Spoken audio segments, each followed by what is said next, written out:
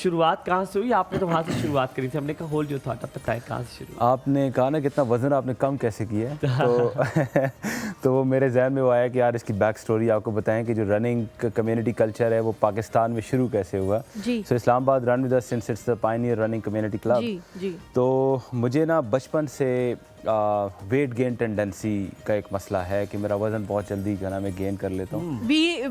I can understand it totally. बड़ा मुश्किल एक बड़ा टाइम होता है मुश्किल, और हाँ। मतलब आप प्रेशर में होते हो कि हाँ, आपका वज़न हाँ। बढ़े, भी आपने कम करना है।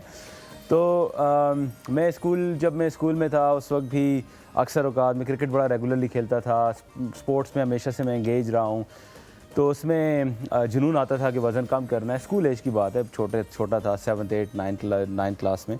तो अक्सर औकात बीच में हम दौड़ शुरू कर देते थे, फिर बस छोड़ देते थे। फिर बीच में होते होते 2005 की बात है कि मैंने आर्मी में अप्लाई किया। ठीक है। ठीक है। और वहाँ पर जब मैंने अप्लाई किया तो मेरा टेस्ट जो इनिशियल था वो क्लियर हो गया, लेकिन आर्जी तौर पे जो टेम्प्रेरी फिटनेस अनफिट था वो वज़न की वजह से उन्होंने कहा भाई आपका वेट ज़्यादा है। सो आपके पास इतने डेज़ हैं, 2 वीक्स का टाइम है, 2 वीक्स में अगर आप 4 kg भी कम कर लेंगे ना तो वो ठीक है। सो मैंने उस वक्त फिर जदोजहद शुरू की, मैं भागना शुरू किया। ठीक है। करते करते मैंने 2 वीक्स में वज़न अच्छा खासा कम कर लिया, जो कि हेल्दी तरीकाकार नहीं था। तब मैं यंग था तो वज़न कम हो गया। सो उसके बाद आप अभी भी यंग हैं। आपने ये क्यों कहा था मैं यंग था तो मैंने कर लिया? तो हलीमा ने अपने आप को तसल्ली देने के लिए कहा है, आप दोनों यंग नहीं, यंग में हूँ। जी बिल्कुल सही कह रहे हो। सो फिर मैंने उसको 2011 में मैंने सेकंड वेट लॉस किया। फिर उसको मैं कुछ 6-7 साल सस्टेन कर पाया। फिर मेरा थर्ड वेट लॉस था 2022, जो कि बहुत ही शॉर्ट टाइम रहा। अभी ये मेरा 4th वेट लॉस अटैम्प्ट था। तो जब मैंने वज़न कम करना शुरू किया तो उसके साथ साथ मैंने रनिंग को एंजॉय करना शुरू किया और 2011 में मैंने रेगुलर रनिंग शुरू की और तब से अभी तक मैं भाग रहा हूँ।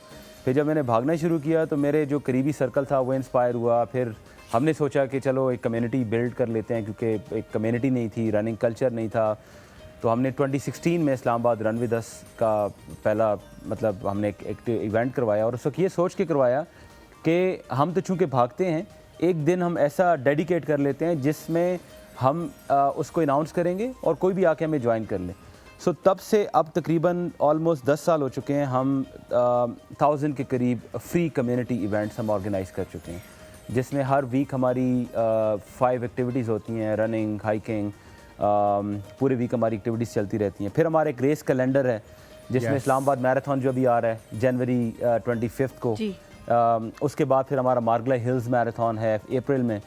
फिर हमारा बीच में आफ्टर ग्लो डैश है जो कि हुमायूं ने होस्ट किया था ये सितंबर 7 में।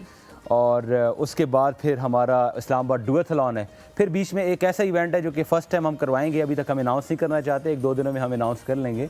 वो एक बड़ा एक डिफरेंट यूनिक एक्टिविटी है। लेकिन कासिम, सबसे पहले जो मेरे दिमाग में सवाल आता है ना वो ये है कि पाकिस्तान में मेजॉरिटी मैं कहूँगी वो ऐसे लोगों की है, अगर हम इस्लामाबाद से बाहर निकल जाएं, ऐसे लोगों की है जो मैंने क्योंकि आपकी प्रोजेक्शन टेलीविजन पे भी देखी है, आपके जो इस्लामाबाद रनिंग कम्युनिटी है वो टीवी पे भी आती है, उसकी बाकायदा कवरेज की जाती है इस इवेंट की, क्योंकि साल का सबसे बड़ा इवेंट जो है वो रनिंग के हवाले से होता है। लोग देख के ना जो पहला कमेंट करते हैं वो ये, क्या फ़ायदा है इसका, इससे क्या मिल जाएगा। तो अगर आपने किसी को कायल करना हो कि इसका क्या फ़ायदा है, बल्कि इसकी क्या फ़वाइद है और इससे क्या क्या आपको मिलेगा, तो कासिम नाज इसको कैसे प्रोजेक्ट करेंगे? देखिए, दुनिया में जो इंसान के लिए सबसे बुनियादी और सबसे ज़रूरी चीज़ है ना, वो क्या है? वो ये है कि आप जब बड़े हो रहे होते हैं और स्पेशली जब आप एक ऐसी एज में पहुंचते हैं तो आप अपने आप को संभाल सकें और आप हेल्दी रह सकें। आपके जो चाहने वाले हैं, आपके जो करीबी सर्कल है, उनके साथ आप फिट रह सकें, आपको कोई बीमारी ना हो, आपको अस्पतालों में ना जाना पड़े।